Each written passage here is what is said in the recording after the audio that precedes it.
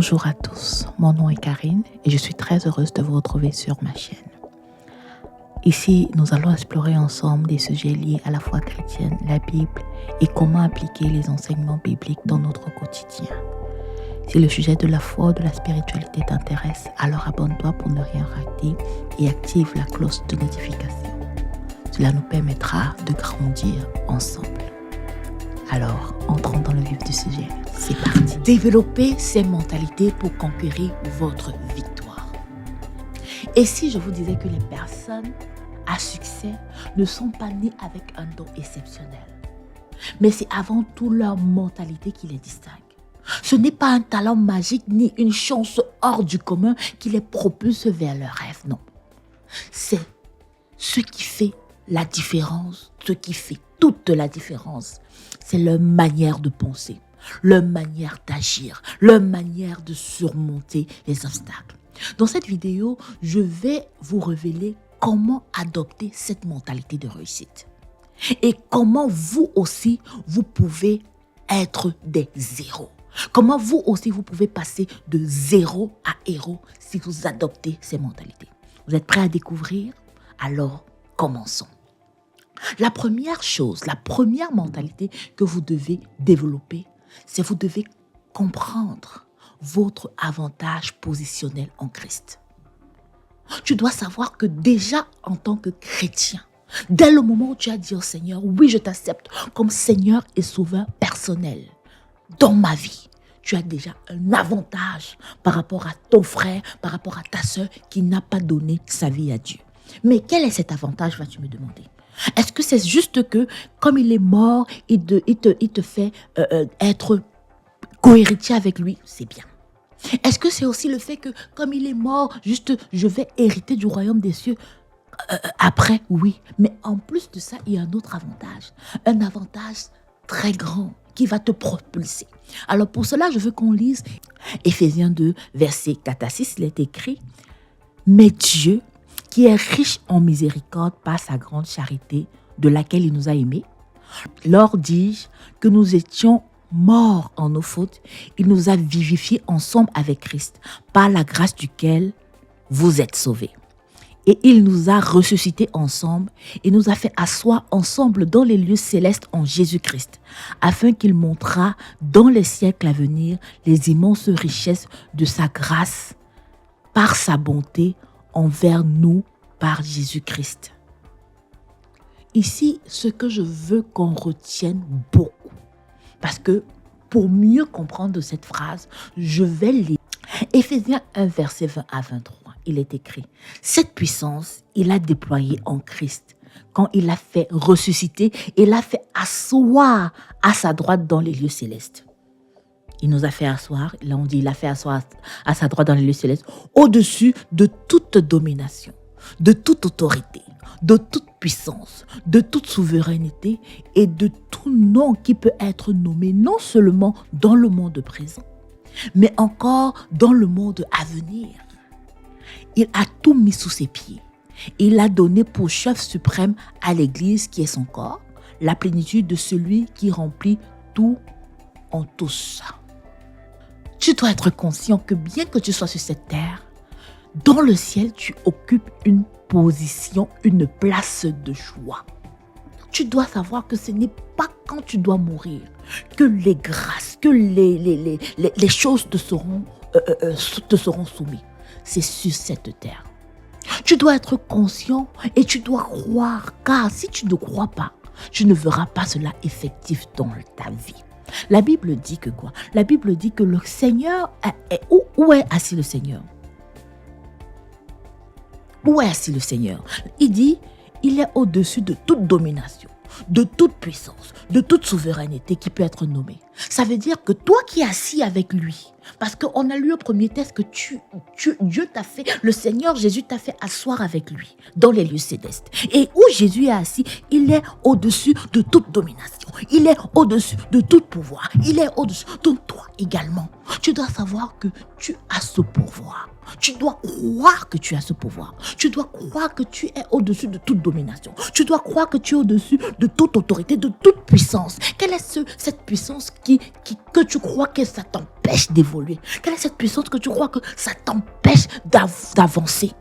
Sache et sois conscient que tu es au-dessus de cette puissance. Sur cette terre, tu domines déjà. Donc tu dois savoir que tu es victorieux. Quoi qu'il arrive, ne regarde pas ce que tu vis aujourd'hui. Ce que tu traverses, dis-toi que peu importe, tu sortiras victorieux de cette situation. Car tu occupes une place de choix. Car tu es au-dessus de toute domination. Donc, sois conscient que ton autorité, ta puissance te permet de dominer. Amen. Ça, c'est le premier système de pensée que tu devrais avoir. Le deuxième système de pensée que tu devrais avoir, c'est ta connaissance, la conscience de ton unicité avec Christ. Tu dois être conscient que tu es uni avec Christ. La Bible nous dit, mais celui qui s'attache au Seigneur est avec lui un seul esprit. Celui qui s'attache au Seigneur est avec lui un seul esprit. Es-tu attaché au Seigneur, alors tu es avec lui un seul esprit. Quand deux choses sont unies ensemble, ça veut dire que quoi? Ça veut dire que ce qui touche l'un a touché l'autre. Quand lors d'une cérémonie de mariage, le prêtre, le pasteur et tout dit que vous êtes maintenant une seule chair, ça veut dire que quoi? Ça veut dire que quand ton mari est triste, toi aussi tu es triste. Quand ta femme ne va pas bien, toi aussi tu ne vas pas bien. Allons plus loin. Quand on dit que l'eau, quand tu vas unir peut-être le sirop avec l'eau, quand tu les unis, est-ce que tu peux les séparer? Ils deviennent une seule et même chose. Maintenant, on te dit que tu es uni à Christ. La Bible dit que ceux qui s'attachent au Seigneur s'unissent à lui.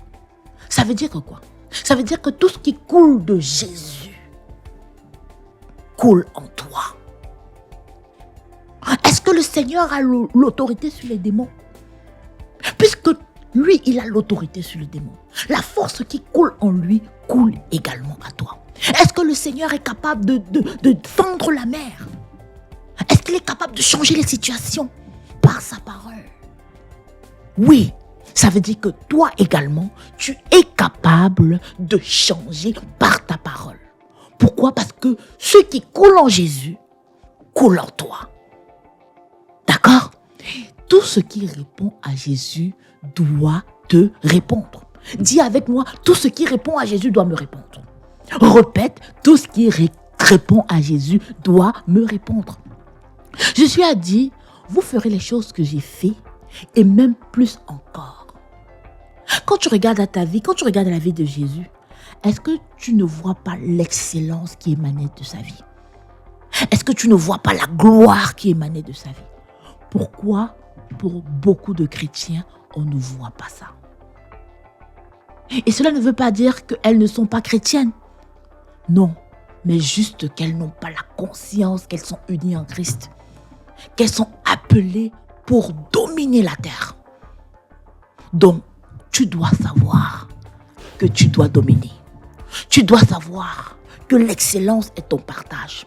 Parce que ce qui coule de Jésus doit couler de toi. Maintenant, le troisième système de pensée que tu dois avoir, c'est que tu dois savoir que ta vie sera essentiellement une expression de tes idées, de tes croyances, de tes philosophies. Ta vie sera essentiellement une expression de tes idées, de tes croyances, de tes philosophies. Tant au niveau de tes connaissances matérielles qu'au niveau de tes connaissances spirituelles. Tant au niveau de tes connaissances charnelles, de tes connaissances de la vie, qu'au niveau de tes connaissances spirituelles.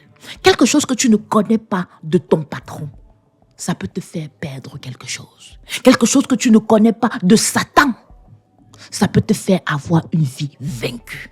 Quelque chose que tu ne connais pas de ton frère, de ta sœur, de celui qui est à côté de toi, ça peut te mettre, t'entraîner à la perdition. Mais le facteur réel qui conditionne la réussite, c'est ton système de pensée. Comment tu te vois? Il y a des personnes qui n'arrivent pas à se visualiser grand. Il y a des personnes qui n'arrivent pas à se visualiser au-dessus, c'est-à-dire brillantes. Peut-être parce que tu regardes à ta vie, tu dis, oh, dans ma famille, on a toujours été pauvre. Dans ma famille, on ne connaît pas ça. Oh, on n'a jamais eu ce niveau de vie. Tu peux être le Moïse de ta famille. Tu peux être le Joseph de ta famille. Tant aussi longtemps que tu as des limites dans tes pensées. Tant aussi longtemps que tu n'arrives pas à te visualiser grand, à te visualiser responsable. Tu ne seras pas, peu importe le nombre de prophètes qui va venir imposer les mains, peu importe le nombre d'anges qui vont venir te dire, même si l'ange descend aujourd'hui et te dit, je te vois président de la République, et que tu dises Amen, mais que dans ta tête, tu n'arrives pas à te visualiser président de la République. Tu ne seras jamais président de la République. Donc, comment est-ce que tu te visualises? Comment est-ce que tu te vois? Il faut changer ta manière de penser, ta manière de te voir. Amen. Le quatrième système de pensée, c'est que sans les décisions et les actions cohérentes, ta vie va rester stagnante. C'est quoi ton désir? C'est quoi ton rêve? Qu'est-ce que tu veux atteindre? Qu'est-ce que tu veux devenir dans la vie? Tu peux dire, je veux être ceci. Oui, je veux être une grande chantre de l'Éternel. Tu ne connais pas chanter. Je veux être une grande chanteuse. Tu ne cherches pas à chanter. Tu ne cherches pas à faire des choses pour chanter. Tant que tu es au niveau des rêves, au niveau de ton désir, et que tu ne passes pas à l'action, ta vie sera toujours stagnante. La vie que tu as aujourd'hui est le résultat de tes actions passées. Je répète, la vie que tu vis aujourd'hui est le résultat de tes actions passées. Donc, qu'est-ce que tu veux voir demain dans ta vie? Qu'est-ce que tu veux vivre demain dans ta vie? Tout ça dépend de comment tu te comportes aujourd'hui. Arrête de dire, oh, c'est difficile. Non, je sais, pas la foi, pas la grâce de Dieu. Un jour, ça va aller. Pas la grâce de Dieu, un jour, je serai la tête. Un jour, ça va aller. Mais qu'est-ce que tu fais pour que ce jour arrive? Qu'est-ce que tu fais pour que ce jour, tout aille bien? Il y a une différence entre ce que je veux et ce que je prends comme décision. Je souhaite réussir dans la vie. Je souhaite avoir une vie meilleure. Je souhaite avoir cette maison de mes rêves. Mais tant aussi longtemps que tu ne mènes pas des actions pour avoir cette vie meilleure, tant aussi longtemps que tu ne prends pas les décisions, c'est-à-dire, qu'est-ce qu'il me faut? Quelle est l'étape par laquelle je dois passer pour avoir cette vie meilleure?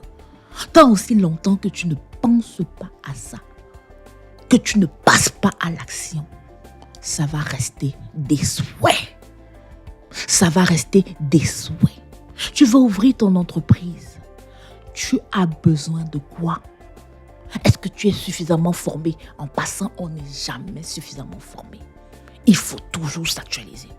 Tu as besoin de connaître quelqu'un qui est dans le domaine de ce que tu veux faire. Tu prends la peine d'écouter, d'aller à communier avec lui, de lui demander comment on fait, comment ça se passe, comment je peux faire pour aussi réussir comme ça, comment ça se passe dans ce domaine. Tu as besoin de faire un pas. Tant et aussi longtemps que tu ne passes pas à l'action, ta vie sera toujours stagnante. Ta vie sera toujours stagnante. Il y a toujours une action qui doit accompagner ta décision pour que ton destin bouge. Aller à une autre étape demande une discipline. Combien de temps tu passes devant YouTube à suivre des shorts qui vont t'amuser, qui vont te faire rire? Tu passes combien de temps devant TikTok? Combien de temps tu passes devant Netflix et autres à streamer, à voir des films et tout? Il faudrait que tu puisses transformer tes moments de distraction en moments d'éducation. Il y a des livres que tu peux lire.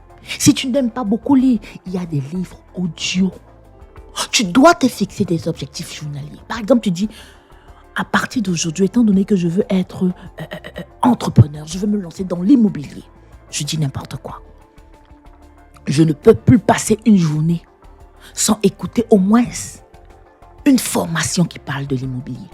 Il y a plein de gens sur Internet qui parlent de tout. Je ne sais pas quel est le thème qui n'a pas encore été abordé sur YouTube. Il y a plein de gens qui parlent de ce que tu veux réaliser. Et alors tu dois te dire que je ne peux plus passer une journée, je me fais violence parce que demain, je veux vivre mes rêves. Alors je me fais violence.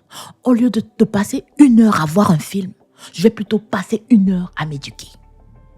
Ça peut être difficile au début. Il pourra arriver des jours où même tu n'as pas le goût de t'asseoir. Mais tiens bon, ne lâche pas. Ne lâche pas. Le destin est à la merci des décisions et des actions, plus que de la prophétie. Ça veut dire que si personne n'a jamais eu l'opportunité de venir de prophétiser sur ta vie, de dire comment tu vas réussir, comment tu es une grande personne, comment tu es une grande femme, un grand homme. Si personne n'a eu, prends ta Bible, toi-même prophétise sur toi et avance. Ce sont tes actions qui vont parler. Il y a beaucoup de gens d'entre nous, on a des projets, mais on attend que tout soit parfait avant de se lancer. On attend que tout soit, le timing et tout soit parfait avant de se lancer. Pendant ce temps, tu as quelqu'un à côté qui dit, je ne peux pas attendre que tout soit parfait. Avec le peu que j'ai, je me lance. Mais pendant que toi, tu es en train d'attendre, ton frère à côté s'est déjà lancé. Et quand tu regardes 5 ans plus tard, les opportunités que tu avais aujourd'hui, tu ne les as plus. Le montant pour te lancer que tu pouvais avoir aujourd'hui, c'est maintenant insuffisant. Par contre, la personne qui est à côté de toi, ton frère qui s'est lancé aujourd'hui est plus avancé que toi, tant financièrement que sur le plan des expériences. Parce qu'il a rencontré des obstacles qui lui ont permis de comprendre son business. Et aujourd'hui, il peut t'expliquer son business, ton business. Mais toi, tu es resté, tu as dit j'attends que tout soit parfait. Tu vas attendre jusqu'à quand? Lève-toi. Tu ne peux pas attendre parce que la mauvaise nouvelle qui est là, c'est que rien ne sera jamais parfait. Le projet ne sera jamais au top quand tu vas vouloir te lancer. Tu dois t'ajuster au fur et à mesure. Chaque fois que tu ne te décides pas, tu donnes l'accès au diable. Tu lui donnes une chance de te détruire. Chaque fois que tu ne passes pas à l'action, tu donnes au diable une chance de te tirer vers le bas. Alors, passe à l'action. Le 5e, là on tombe sur la 5e mentalité que tu dois avoir, que tu dois savoir. C'est que les défis et les difficultés de la vie ne sont pas inhabituels. Ils peuvent toujours être surmontés. Somme 34 nous dit, le malheur atteint souvent le juste, mais l'Éternel l'en délivre toujours.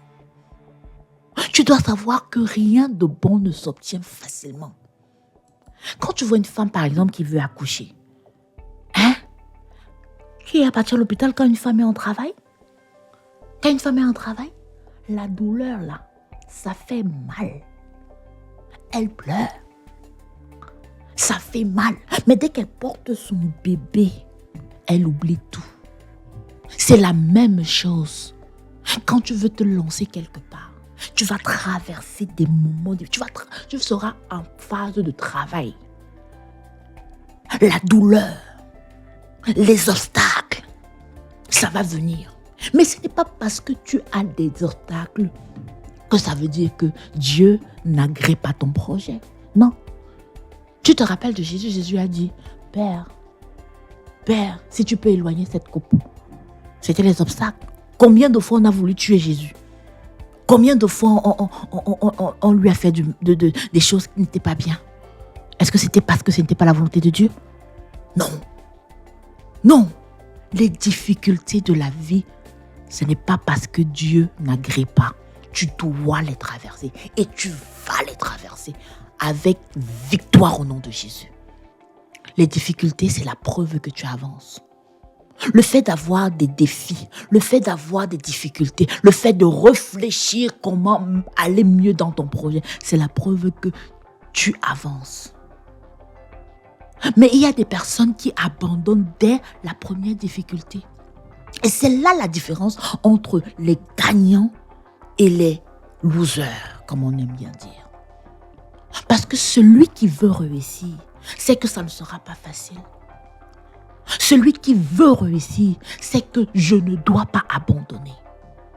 Je dois trouver la solution. Parce que après cette difficulté, j'aurai la récompense. Toi, dès qu'il y a un petit problème, dès que tu as abandonné. Combien de projets as-tu déjà abandonné comme ça? Combien de projets as-tu déjà abandonné parce que c'est difficile? Et après, tu veux que le Seigneur t'en confie d'autres? Comment il va t'en confier d'autres quand il te donne un petit projet? Il te dit, gère-moi ça. Tu gères. Première difficulté, tu abandonnes. Première difficulté, tu abandonnes. Il va te donner des grands projets parce que tu n'as pas été fidèle avec peu de choses. Parce que la Bible dit, tu as été fidèle avec peu de choses, oui, je t'en donnerai plus grand. Mais quand il te donne un peu, le peu qu'il te donne, tu abandonnes. Tu abandonnes la première difficulté. Alors comment veux-tu qu'il t'en donne de plus grand? Parce que tu n'es pas encore formé. Alors n'abandonne pas, mon frère, ma soeur. N'abandonne plus, je t'en supplie. Alors n'appelle pas les choses, n'appelle pas des problèmes. Appelle challenge. Quand tu vois le problème devant toi, tu dis que ça, c'est un challenge. Comment je dois faire? Comment je fais pour traverser ça? C'est le challenge. Donc, tu as le mindset du challenger. Tu te demandes comment je fais. Comment je fais pour m'en sortir? C'est quoi? Comment je fais pour quitter de là? Et demain, tu vas nous devenir notre coach. Tu vas ouvrir ton truc coach en tel. On te demande comment on traverse ça. Dis oui, j'ai traversé ça. Je vais vous dire comment on va payer tes formations. Parce que toi, tu as traversé. Il faut que tu nous apprennes comment on traverse ça. Mais si au premier problème, tu abandonnes, comment tu vas être capable d'expliquer aux autres comment on passe? Comment on traverse ces étapes? Donc, n'abandonne pas. N'abandonne pas. Pour plusieurs d'entre vous, les défis que vous traversez, c'est la preuve qu'il y a du mouvement dans ta vie. Nous sommes nombreux à avoir investi de l'argent. Voilà la première. On a investi là-bas, ça n'a pas fonctionné. On a investi là-bas, ça n'a pas fonctionné. Tu donnes ton argent à ton frère, que il t'a dit il y a un projet, il y a un tel problème. Après, ça a fermé. Ton argent est parti. Mais jusqu'à quand alors nous allons continuer à pleurer sur cet argent? Parce qu'il y a beaucoup qui disent, ok, on m'a déjà pris l'argent beaucoup, je n'investis plus nulle part. Tu vas pleurer ça jusqu'à quand? Est-ce que ces expériences ne t'ont pas rendu plus sage? Maintenant, avant de mettre ton argent quelque part, avant d'investir quelque part, tu vas réfléchir. Tu vas réfléchir. C'est pourquoi au lieu de considérer l'argent que tu as perdu comme l'argent dépensé, considère cet argent comme l'argent que tu as versé pour acquérir la sagesse. Parce que là, oui, tu étais à l'école de la sagesse. L'école de la sagesse t'a fait apprendre que je n'investis pas à tout moment. Je n'investis pas bêtement. Je ne donne pas mon argent à quelqu'un bêtement. Ça t'a fait réfléchir. Donc tout l'argent que tu as dépensé, considère que tu as dépensé ça à l'école de la sagesse. Et ce qui est bien avec l'école de la sagesse, c'est que au moment où vous acquérez la sagesse, les frais de scolarité te reviennent. Donc n'appelle pas les difficultés problèmes. Appelle-les défis. Appelle-les défis. La 6e mentalité que j'aimerais que tu développes, c'est que ne néglige pas le ministère des hommes. Ne néglige pas ton frère ou ta soeur ou quelqu'un qui est à côté de toi. Il est important que tu réalises que la puissance d'un réseau peut changer toute ta vie. Lisons ensemble Psaume 115. Psaume 115, le verset 16. Psaume 115, le verset 16. Les cieux sont les cieux de l'Éternel, mais il a donné la terre au Fils de l'homme. L'actualisation du destin dépend des hommes. Parce que la terre, c'est aux hommes. Le Seigneur a donné la terre aux hommes. Donc l'actualisation de ton destin dépend des hommes, pas seulement de Dieu. Tu dois comprendre le pouvoir des relations. On se dit souvent que c'est notre talent, notre compétence, notre intelligence qui peut nous suffire, qui peut nous propulser dans les affaires. C'est vrai, mais ce n'est pas seulement ça. C'est le bon réseau. Nous sommes dans un monde d'humains. La promotion que tu cherches dépend de quelqu'un. Le marché que tu cherches, c'est quelqu'un qui va te le donner. Quand tu vends des vêtements, quand tu as des services à proposer, tu proposes ces services à quelqu'un. Quand tu offres des choses à vendre, tu offres ça à quelqu'un. Donc, il est important de te constituer un bon réseau. Lisons ensemble Jean 5, versets 5 à 7. Il est écrit: il n'avait personne pour le jeter dans la piscine. 38 ans. Donc, le gars a fait 38 ans à côté de la piscine. 38 ans, tu te rends compte que 38 ans, il n'a pas eu un ami qui va dire que papa, je vais passer quelques heures avec toi aujourd'hui. Et si je ne suis pas là pendant que si l'ange ne vient pas pendant que je suis là, après moi, il y a un autre ami qui va venir te seconder. Ça dit qu'il a fait 38 ans sans développer une relation, papa. J'espère que ce n'est pas ton cas. J'espère que dans ton entourage, quand on parle, quand tu vas, si tu appelles quelqu'un à minuit pour dire j'ai besoin, il y a quelqu'un qui va se lever pour dire je vais faire pour elle, je vais faire pour lui. J'espère. Et si ce n'est pas le cas, mon frère, ma soeur, il est temps de bâtir des relations. Il est temps d'avoir ta personne pour te jeter dans la piscine. Parce que nous avons tous besoin de quelqu'un pour se jeter dans la piscine. Donc c'est pourquoi c'est important de t'impliquer dans des groupes. C'est important de t'impliquer dans ton église, de t'impliquer dans ton travail, de t'impliquer, t'implique-toi. Regarde, si par exemple tu t'impliques dans un groupe, tu es dans un groupe, tu t'impliques, on te voit et tout. Tu dis, ouais, moi par exemple, je suis cuisinière, j'aime faire la cuisine, j'ai ouvert mon restaurant et tout et tout. Demain, si on cherche un service traiteur, tous les membres du groupe peuvent facilement dire que oui, il y a telle, elle est dans mon groupe, elle fait du service traiteur facilement, on va aller te chercher. Parce que entre prendre une personne qu'on ne connaît pas, que personne n'a recommandé, et te prendre toi, que 2-3 personnes ont dit, va chez elle, elle prépare bien et tout. Le recruteur, la personne qui cherche le service sera plus tenté, attiré, plus tourné vers toi. Son choix sera plus tourné vers toi. Parce que tu as été recommandé. Donc, il faudrait que tu arrives et que tu t'impliques dans le groupe, que tu fasses connaître aux autres ce que tu fais et que tu sois une bonne personne, que tu sois distingué. Parce que de temps en temps, il faut être sage. De temps en temps, tu dois offrir même des services gratuits. Tu vois, on fait les réunions comme ça, tu viens avec un plateau de quelque chose, tu vois, un bon plateau de poulet là, un bon plateau de beignets là, que goûter, on n'a pas cotisé, quelqu'un va manger, ça va taper ici derrière dans sa tête. Ça va taper quand tu vas dire oui, je fais vraiment du service traiteur. Le jour, on va demander que, est-ce que je cherche quelqu'un qui fait ça? Il va se rappeler des beignets qu'il a mangé. Il va se rappeler des beignets qu'il a mangé gratuit. Comment ça tape? Le goût va revenir là, il va dire non, je me rappelle. Il y a Maggie là, c'est une cuisinière. Ah non, appelez-la. Parce que tu as posé un geste, parce que tu t'es impliqué. Donc il est important, mon frère, ma soeur, de t'impliquer. Il est important de chercher des connexions. Parce que ça peut changer totalement ta vie. Amen. Nous voici au terme de notre vidéo. Mais avant qu'on se sépare, je veux que tu notes quelque part quelque chose que tu veux accomplir dans les prochains mois, dans les prochaines années. Et que tu te décides de ne pas abandonner. Tu dois faire ta prière. Tu dis, Seigneur, voilà, je veux être ça. Et je sais que ça sera difficile, papa. Mais donne-moi la force de ne pas abandonner. tant et aussi longtemps que je n'ai pas atteint mon objectif. Donne-moi la force de ne pas abandonner. Tu dois faire cette prière et tu dois te lancer. Tu as assez dormi. Mon point, c'est que je veux qu'on se réveille. Je veux que nos chrétiens se réveillent. Qu'on soit la tête, qu'on brille. Parce que le Seigneur nous a créés. Il a dit, vous êtes la lumière du monde. Vous êtes la tête et non la queue. Amen. Alors, j'espère que tu as été béni par cette vidéo. Moi, j'ai été béni.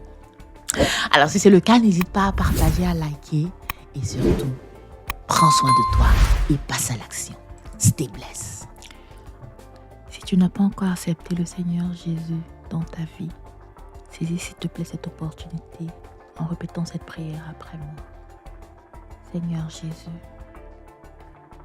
en ce jour, je veux te reconnaître maître de ma vie. Je t'accepte comme mon Seigneur et mon Sauveur. Tiens-moi par la main et fais de moi ce que tu veux que je sois. Dans le précieux nom de Jésus. Alors, je te souhaite la bienvenue dans notre super royaume. Cherche une bonne église et laisse-toi enseigner par le Saint-Esprit. Sois béni.